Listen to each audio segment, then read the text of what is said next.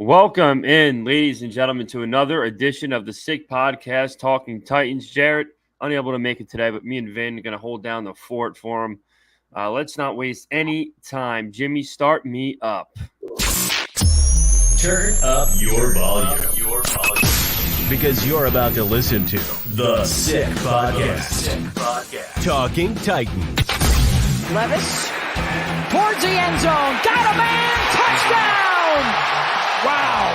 And it's the fourth TD pass of the day in the debut of Will Levis. The sickest Tennessee Titans podcast. Sick! It's going to be sick. Welcome back in, everybody, to another edition of the Sick Podcast, Talking Titans. Vinny already waving the homeland flag after an absolute nail-biting, incredible draw from our beloved Italians. We could probably do an hour show talking about the range of emotions for that game, but I don't think many people are in here to listen to us talk about national Italian soccer. Hey, too bad. They're going to hear about it at least a little bit. For those of you who don't know, maybe not for Sal, but for me, the only thing that ranks close to, and not the level of the Titans, but for me, it's Italian soccer right under the Tennessee Titans, followed by the Phillies and the Sixers. I'm not really partial to hockey, so, but it's Italian soccer right under the Titans for me. And a ballsy win, which is why no matter what the sport is, you play until the last whistle. They had 8 minutes of stoppage time. What did they score with, Sal? 97 minutes and 20 seconds, something like that? Yeah. It was the last kick of the game. It was crazy. Me and my brother were talking about, at that point of the game, combining my homeowner's insurance with my car insurance. That's how much we thought the game was over. And then we caused an earthquake in Lansdale, Pennsylvania. You told me that your buddy's dog pissed on the floor. That's how crazy you went. So shout out the Italians. The Titans can learn some things from them, hopefully. Never give up, no matter how bad it may look. Never give up, because anything could happen. We now play the Swiss on Saturday, but shout out to Forza Azzurri. For those of you who don't know what that means blue force in Italian because we wear blue uniforms. So kind of similar to us Titans, a due Forza Azzurri, two-tone blue. There's a free Italian lesson for you there. But Sal, enough with the Paisans. Let's talk about our Tennessee Titans and what's on your mind at the moment there, brother? Yeah, I saw some stuff on social media today I wasn't aware of, which I was pleasantly surprised to see. It appears that our fearless leader, Mr. Will Levis, is currently in Cabo with some of the skill players of the likes of DeAndre Hopkins, Chika Okonkwo, Tajay Spears, Josh Wiley got the invite. Yeah, because Josh Wiley just looks like a fucking, he just looks like just one of those jocks that Will Levis wants to have around, even though he's probably not going to see a whole ton of snaps. I mean, actually he is, because we're so short on tight ends right now. He's likely going to get a lot of time. And I've said before that I think he has a shot to still be good, but it's cool to see him getting the treatment even since he's done literally nothing. Right now he's in the clan right now, but we'll see. What did you think about seeing Levis, bringing the boys out? I mean, you'll love to see a quarterback take the bull by the horns and, lead. And I think that's something a leader would do, is invite his team out there for an extended stay, get some camaraderie within the group, build some rapport with players old and new. And I'm looking forward to it. And those passes he was throwing looked a little more crisp than the one that we saw in that video last week. I love it, man. I think this kid is doing everything the right way so far, the kid being Will Levis. I expect us to – it's funny because we're starting to see it a little bit on some national media coverage where I think teams are starting to realize we're not going to be a complete joke. Yeah. And that even if we do struggle, we're going down with a fight. I mean, and if you look at our skill position players from top to bottom, our receiving core, Calvin Ridley, DeAndre Hopkins, Tyler Boyd, a veteran running back who's proved himself paired with a young up-and-coming running back who's made a name for himself in his rookie year. a tight end who's, got to have a great year not a great year, but has to have a comeback year after his letdown year last year, a new and innovative coaching staff, a team that spent money in free agency, revamped its offensive line. I think the word is now out that the Tennessee Titans are not going to be a walkover or pushover, I should say.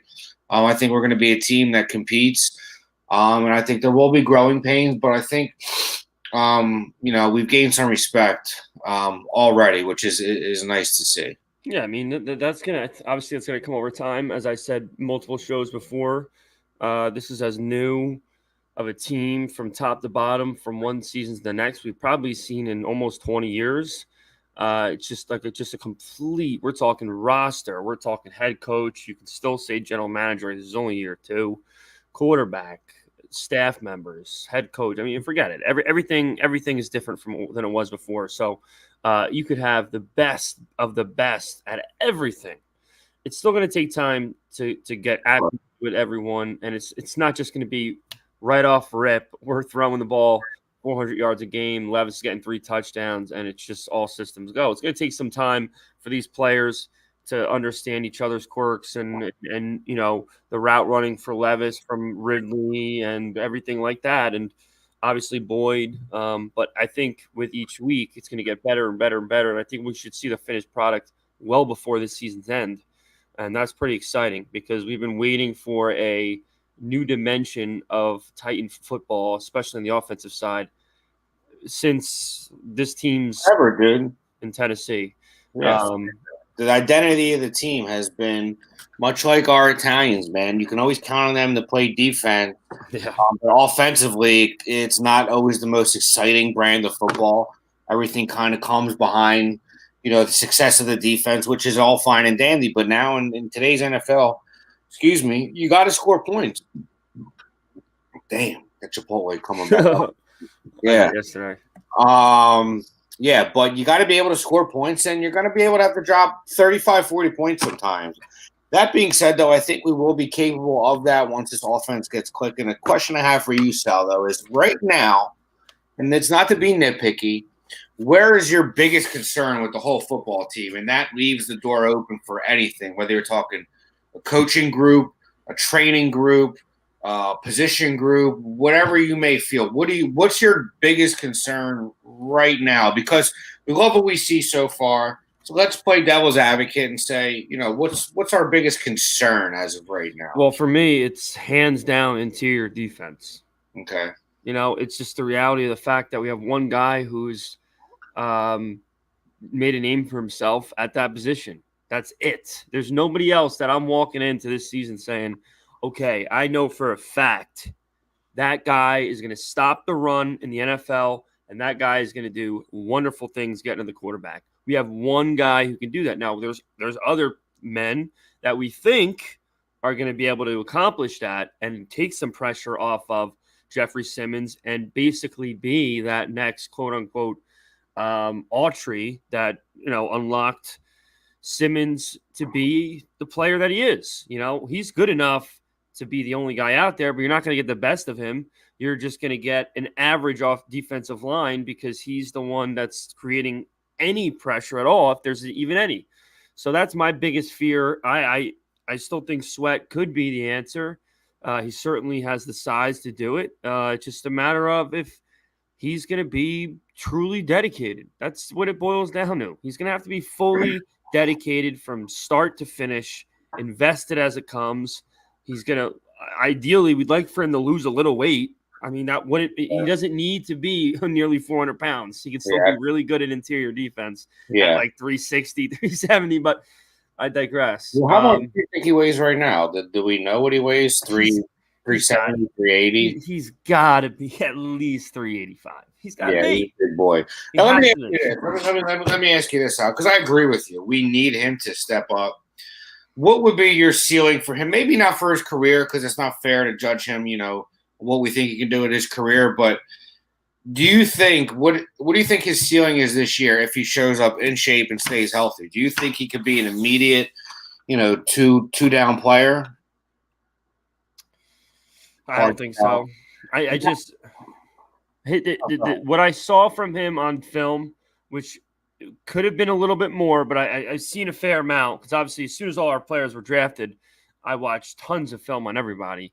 There were some plays that jumped off the page for me, but again, one of the things I said from the second that we drafted him, although I think the upside is there, I didn't see a whole ton of burst off the line of scrimmage. I saw a guy who, with his size, is as good as you can be with your hands, which is great. And that's why he was able to stuff the run and get to the quarterback as much as he did. But I don't know if that's going to translate into the league. Okay. There's going to be centers and guards in this league that are going to be as big as him.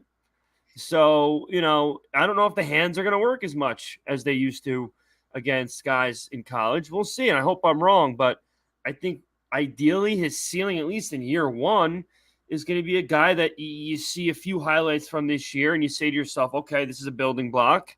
Yeah. I don't think he's going to get the amount of snaps that maybe some people believe he's going to get in year one, because I think he'd have to jump off the page to really be a solidified defensive tackle, which is kind of not good being such a high pick.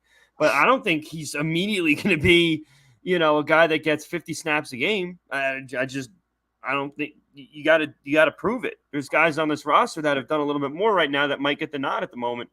I think preseason is going to be really, really big for Sweat. Hopefully he's healthy enough to partake. Yeah. But that was going to be one of my points as well, not to cut you off, but I disagree with you there. I think they took him in the second round, even with his past, or not his past, because this guy is not a career felon over here. He got one DUI and made a mistake.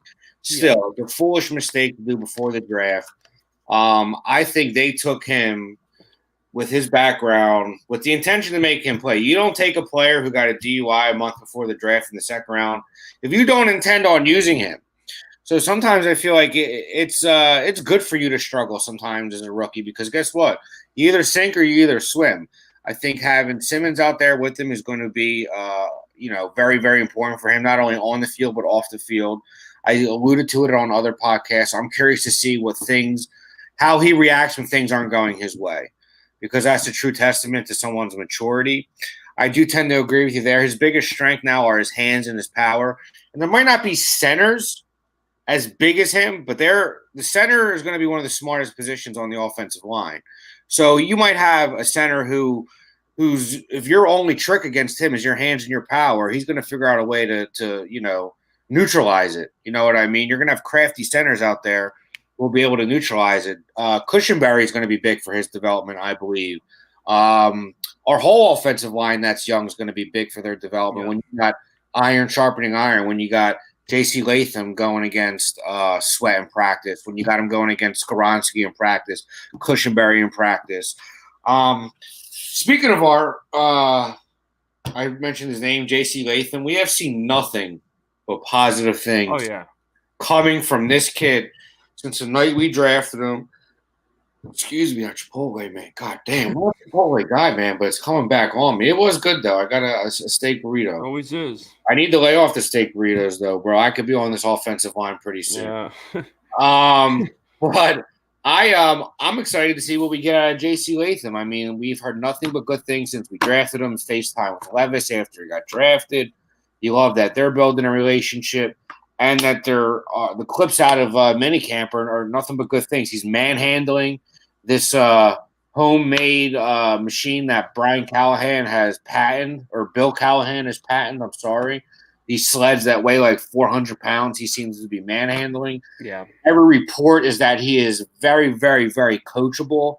And I like that there seems to be belief throughout the whole organization, from himself to the coaching staff to the front office, that this kid is going to be our left tackle day one. And I'll tell you what, I expect to see – have you seen how much bigger Skoronski has looked this year? Certainly looks more fit. Here's the thing. Last year he dealt with an appendectomy, okay? And for those of you who don't know what that is, it's when you have to get your appendix removed. Coming back from it is not easy. My brother came back for one. When he played in college, when he was in college, and he was playing men's league sports and came back too early and got a hernia from it because the scar tissue isn't strong enough to keep the intestine in the abdominal wall, and it can cause hernias. So that is not an easy injury to come back from. It weakens you. It makes you tired. I saw what it did to my brother, and my brother is 6 foot, 155 pounds. That played soccer. This guy is an offensive lineman in the NFL. So the type of athlete he's going up against is a lot different. So I fully believe, and I'm not making excuses, he was never 100% last year. I do not think Peter Skoronski ever, aside from the first game or so before he got the emergency appendectomy, I don't think he was 100%. And I think you're going to see a whole new player, a player that will say, wow, this is the player we were expecting in year one, and we got him in year two. Yeah, I mean, I really don't think he was really that terrible in year one. He was just it was hot and cold, up and down. But what I'm saying is I don't think we got the best version of himself, and that's just to be fair to him.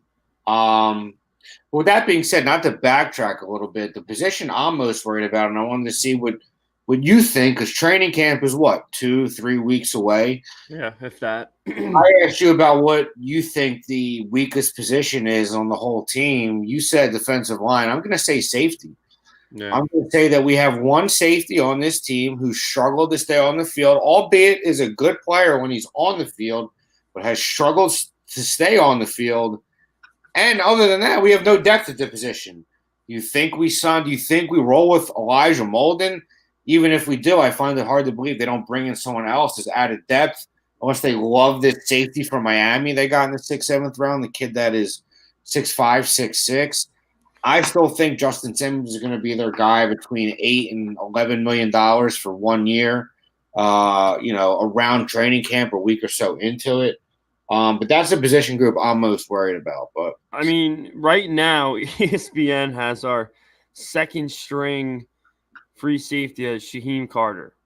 Never heard of him. So I mean that Where did he go to college? Shaheem Carter. Is he from Nutley? Is he from Alabama? Okay. Well, it could be worse colleges. Yeah, I mean he has 3 career tackles. Okay. So right now that's our second string free safety, and our second string strong safety right now is Mike Brown, who you just mentioned from Miami, Ohio. Is that who you mentioned? Is that who you're talking about? No, the University of Miami. We drafted. This guy's from Miami, Ohio. He's got 7 total tackles. That terrifies me. That's our second. So obviously, safety, free and strong, is something that is going to be addressed. There's zero chance in hell. It's just I don't know what the weight is. Simmons is obviously the easiest choice. Yeah. I don't know how he's not signed yet. I'm sure. It seems like it just makes too much sense. We still have the money left. We need it.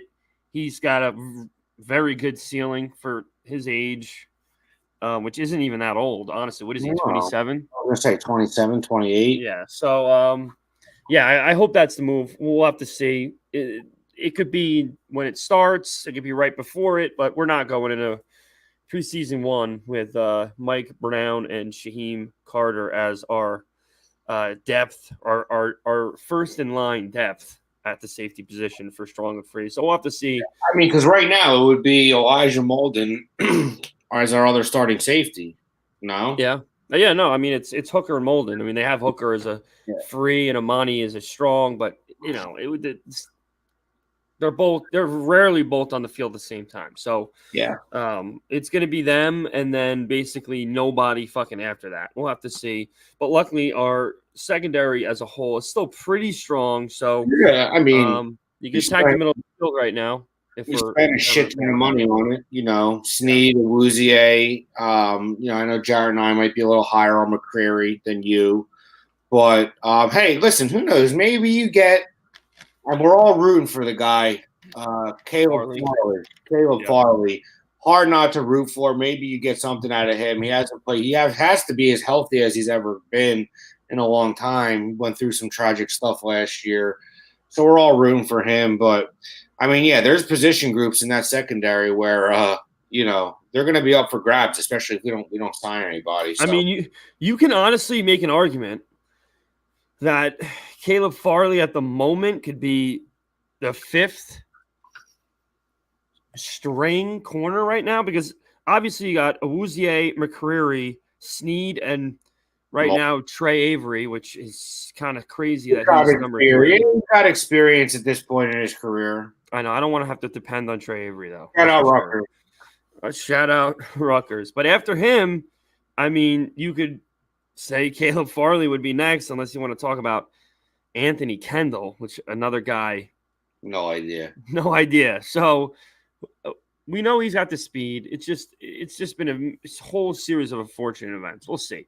If you can get a fucking tackle out of him this year, you got to be thrilled. It is nice to think, though, that your answer and my answer were both on the defensive side, which means how long has it been where we are more concerned about the defense than we are the offense? Yeah.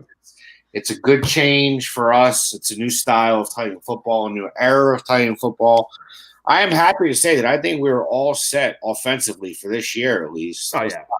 Oh, yeah. And honestly, dude, I would not be surprised. I saw some article that said that a lot of people around the NFL, not that I want to bring up his name, still expect Treylon Burks to be moved and, someone like NWI take the 4th receiver position, which I would not be surprised at all. If you could find someone to give us a 5th-round pick, I think it is worth it. I don't. The guy's got potential. He's a freak athlete, but we'll see. I don't know. They didn't go out and sign all these receivers because they have faith in him. Listen, if he's healthy and you throw a ball into the corner of the end zone and he's got a guy that's an inch shorter than him, he's going to get it. I hope so. So I don't understand why we would want to get a 5th-round pick for him. Worry about what part of his lower body is going to hurt when he lands. But hey, listen, if I'll take a big catch from him, a big touchdown from him in December over a fucking 5th-round pick in next year's draft. Yeah, no, I get it. And there's going to be an opportunity for him to make a big play as long as he's healthy. Yeah, I hope so. Listen, it's added depth because, listen, we know more than anybody else what it's like to be an injured team, and you never know when his number could be called. I still trust him more than NWI. If you told me you got to make one catch. Talk about that because I know NWI is Jared's boy, You tell me I got a gun to your head. You need to tell me right now who you trust more to make the same catch from the same throw. I'm still taking Treylon Burks, which is hysterical. I would probably tell you just to pull the trigger at that point. Well, I mean, I've seen Treylon Burks literally maul dudes. So I mean, the potential is there, dude, but you can only live on potential for so long. Yeah, of course. No, this is it. This is his last shot at glory. If he's not a fucking 800+ yard receiver this year, he's not going to be a member of the Titans. He's going to struggle to stay in the NFL for another year or so if he doesn't at least have a mediocre year this year. Yeah, that's what the NFL stands for, not for long. But yeah, man, I think it's a good sign that. God damn, I might throw a shot there. I might. Well, we're about to wrap up, so you get to go throw up when we close out. Man, I might die thinking of shit, man.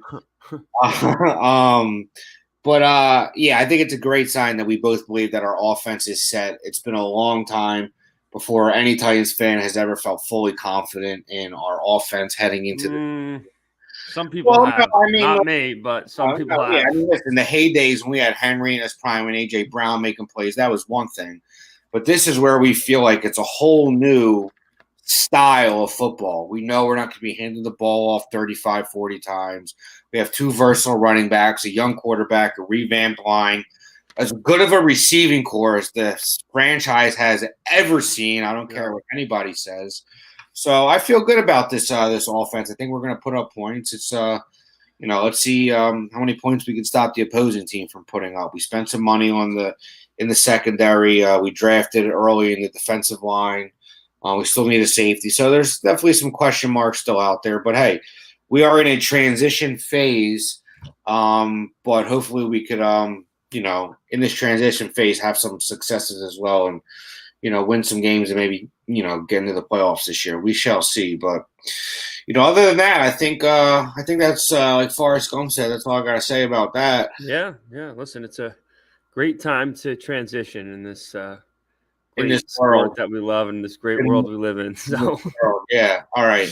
Rim shot. All right. Listen, Vin's going to go deflate for the next hour, and we're going to call it quits tonight. As always, guys, thanks for joining in. If you're not following us on YouTube, iTunes, or Apple Podcasts, Spotify, please do so. Make sure you like, comment, subscribe, hit the bell so you never miss when we're going live. All the support from everyone is only going to help us grow. And, the more we grow, the better guests we'll get and the better coverage we're able to give you. So you guys have been doing a hell of a good job. Our Instagram page is going crazy, which we appreciate as well. See, you're transferring it over to me now. So make sure you go follow us on Instagram as well. Guys, it's been great as always being live, talking football with you guys. Hope you have a phenomenal rest of your week. And as always, tighten up. Jimmy, send us out. And that's a wrap. Hope you don't miss us too much until next time. Follow the Sick Podcast Talking Titans on YouTube, Instagram, Facebook, Google Play, and Apple Podcasts.